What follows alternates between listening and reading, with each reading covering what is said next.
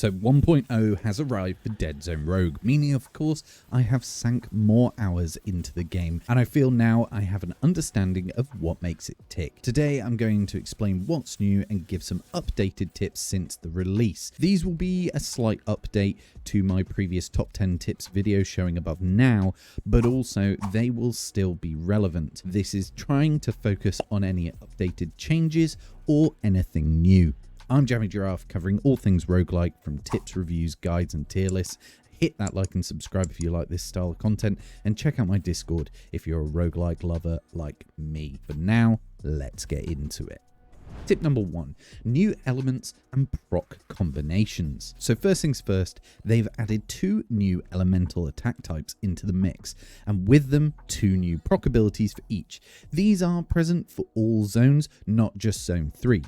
These are plasma damage and psionic damage. Plasma damage causes flux on enemies, which lowers attack speed or rate by 30% for 6 seconds. And the 2 procs are Plasma Ball and Plasma Seeker, which are passive attack abilities which are AoE based. They seem to be focused on larger AoE, with the Plasma Ball sticking to an enemy and damaging nearby enemies and inflicting flux, while the Seeker does just that, seeking out the nearest enemy to damage and inflict flux again. I had to play around with the plasma damage and it is pretty strong, but I think the attack speed debuff is a little light. However, if you couple this one with cryo, which reduces movement speed, it is incredibly powerful and makes a real difference, particularly in those challenges where you're being rushed by melee enemies. Next up is the psionic damage, which inflicts fracture, which increases stagger chance on enemies by 15%. Stagger is basically stun,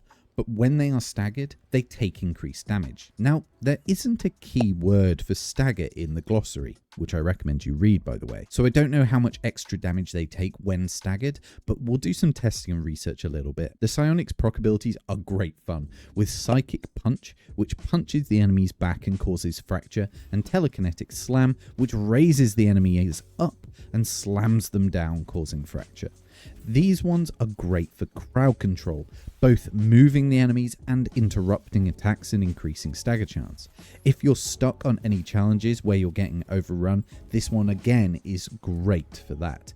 It's also pretty good for any bosses because the stagger chance is going to interrupt them. If you couple this one with lightning damage, which has multiple increases to crit chance and crit damage, when the enemy is staggered and takes an increase in damage, if you also do a crit, that multiplies that much further for the biggest potential damage bonuses. It's worth mentioning, crit is no longer listed as a proc, so I'm unsure currently if proc chance affects it or not. It was never affected by elemental proc chance because it wasn't an element. However, it was affected by proc chance. I'm yet to test this to figure it out, but it doesn't list it as a proc ability like it used to. Tip number 2, Synergies. With the 1.0 release came Zone 3, which brings with it Synergies. Now, these are only present in Zone 3, but let's explain them. There are 43 synergies. Each comprises of selecting and finding the correct combination of augments, perks, superior items, and normal items. Some synergies require 1 augmental perk, 1 superior item, and then up to 1, 2, or 3 different items from a group of potentials.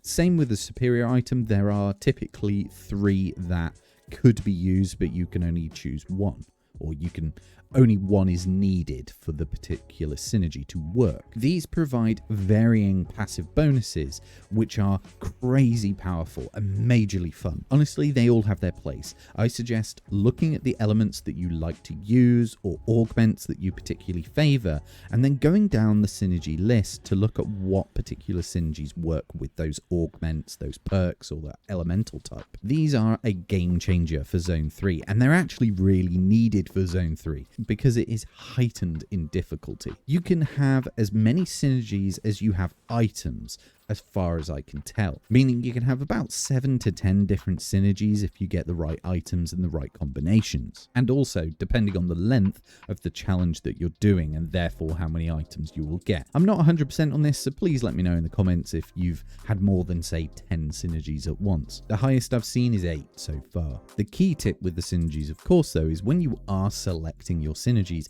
if you press the left shift key, you can actually see the additional information around that synergy and what it can do. Press that when you're selecting, it will make things a lot easier. Tip number 3. Movement speed and armor increases. The gear pieces that you select from your helmet, your chest, your gloves and your boots seem to have been heavily buffed in terms of the stats that you can get on them. And one in particular is movement speed. They seem to have far greater numbers but also a much greater effect. Stacking movement speed across the 4 bits of armor can greatly increase your survivability, having you zipping around the environment so fast. The bonuses across the board though for all of the armor pieces seem to have gone through the roof. It might just be me, but they all seem to have had major buffs, with better numbers, possibly just better ranges of possibilities. But the quick tip here is honestly try out stacking some movement speed.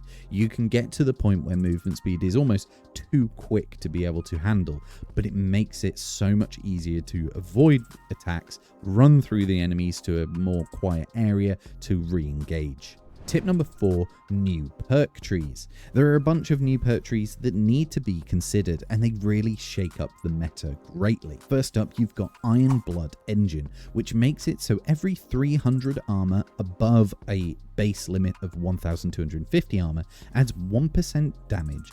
This stacks greatly with heavy armor builds, and the perk trees within it give you some additional benefits. Next up, you've got Lead Head. Gives a straight 30% gun damage increase as well as better reload speeds and recoil and weapon spread. Most of the perks within this will change, say, your secondary weapon or your primary weapon or give you better armor. They're very centered around base level buffs, not around elements. The next one you might come across is Combat Instincts, which does require an unlock, which increases weapon damage by 25%, increases movement speed and sprint speed by 15%, and dodge chance by 35% for 1 second after dashing. The various perks within this tree as well highlight that even more so. This is probably one of the lesser ones for me at the moment, but I need to test around with the builds. Now, one that is brilliant in my opinion is this final one, Chromatic Cells, which adds 30% increased elemental damage and 30% increased chance for your elemental debuff to apply twice. And this is huge if you're going for a proc and elemental damage build.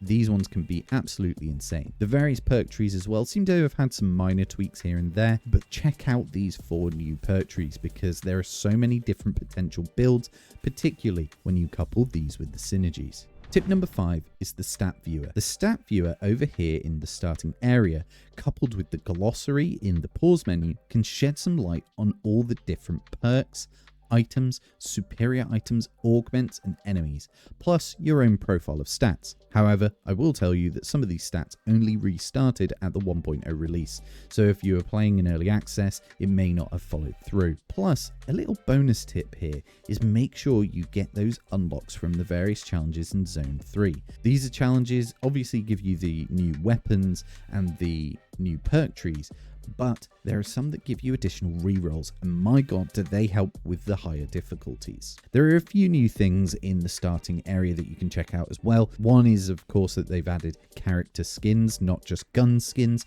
and as well there seems to be this social hub, which I'm still getting to grips with if I'm honest. I think it's all the various tapes that you find amongst the levels just breaking down.